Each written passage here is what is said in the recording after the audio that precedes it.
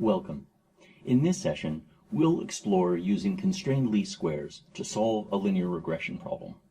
Constrained least squares has a hyperparameter, and a hyperparameter, in this case, we'll write as theta, and theta is short, in our case, for threshold. In the previous session, we commented that in 1959, Horo referred to the ordinary least squares solutions for some of his problems as being nonsensical. One way that this can be addressed is we could say that let's add a constraint. And this is a nonlinear constraint, so it will get a little bit interesting when we explore the KKT points. Let's suppose that we want the squared magnitude of the solution vector to be less than or equal to theta. And this is, so this property function would be, the property would be, we want the square of the norm minus theta to be less than or equal to 0. When we have a property like this and we have our objective function, we can form the Lagrange function. And so the Lagrange function, which has a vector argument and now it will have a lambda, because this is an inequality constraint, that will be the objective function plus lambda times the property, which in this case is the square of the norm minus the user-supplied threshold. Let's observe that this is a convex problem. The objective is convex, and this property is convex. And that means that the KKT conditions must hold for any solution. So let's recall the KKT conditions. And these were that, so this is at some optimal point with a Lagrange multiplier lambda star, we need dual feasibility, which is that Lagrange multiplier must be non-negative. The next we need is that it must be primal feasible. And primal feasible means that the W vector has to satisfy the property. And we could write that as we want the norm of that solution vector squared to be less than or equal to the threshold. The third condition is that it has to be a stationary point of the Lagrange function, and so we can write that down as, we could say that was x transpose of times x w star minus y plus lambda star w star has to equal the 0 vector. And the fourth condition is complementary slackness. And that says either the Lagrange multiplier is 0 or the constraint is exactly satisfied. And we write that down as lambda star times the property is w star squared magnitude minus theta has to equal 0. Let's begin our analysis with dual feasibility. So from dual feasibility, we know either the optimal Lagrange multiplier equals 0 or the optimal Lagrange multiplier is positive.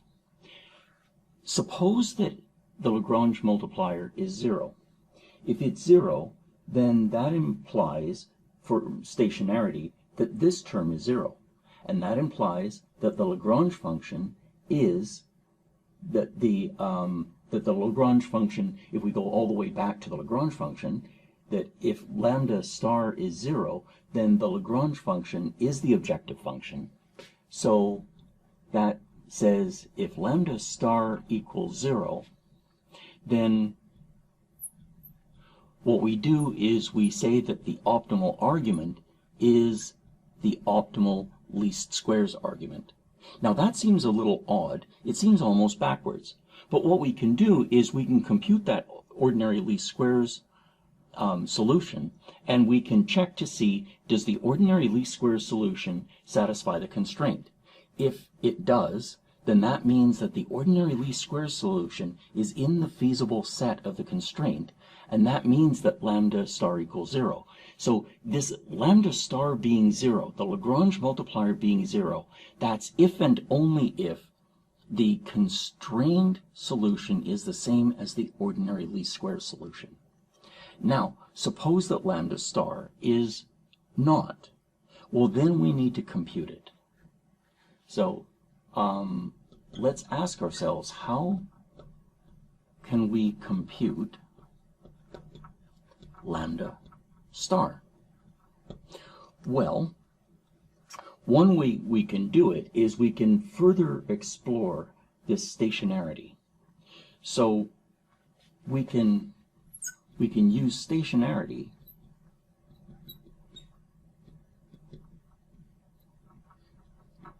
to write the optimal argument as a function of the Lagrange multiplier.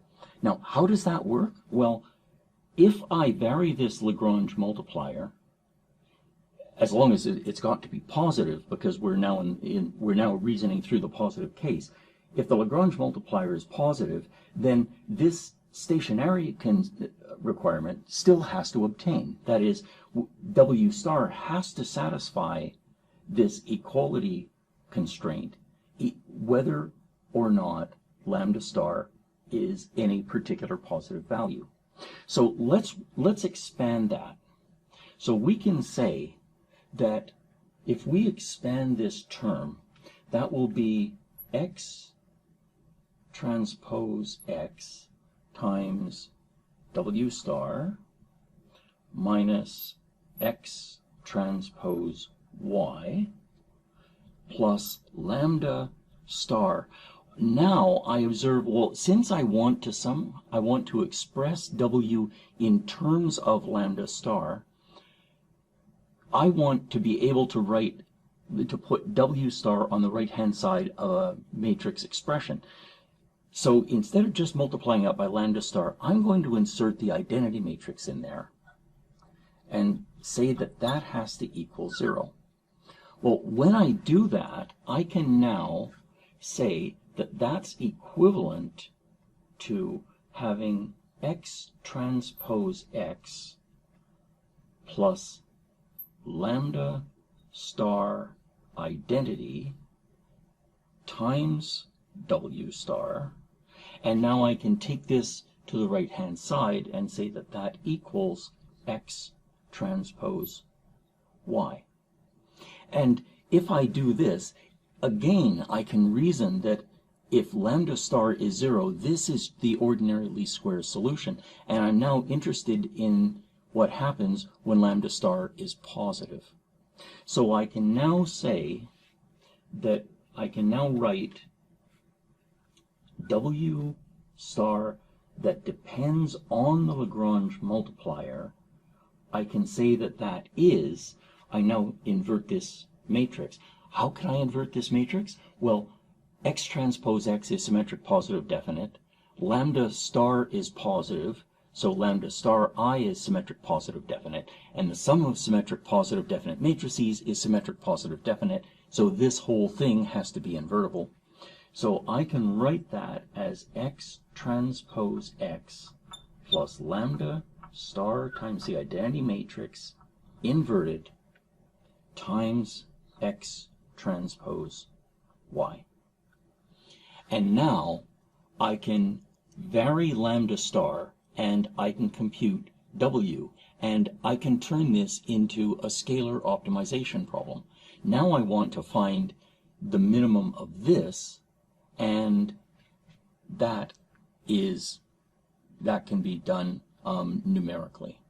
So one way that we can do this, so a numerical approach is let's define an interim function g that depends on lambda star, and we'll define that as being the squared norm of w star, which depends on lambda star, minus theta.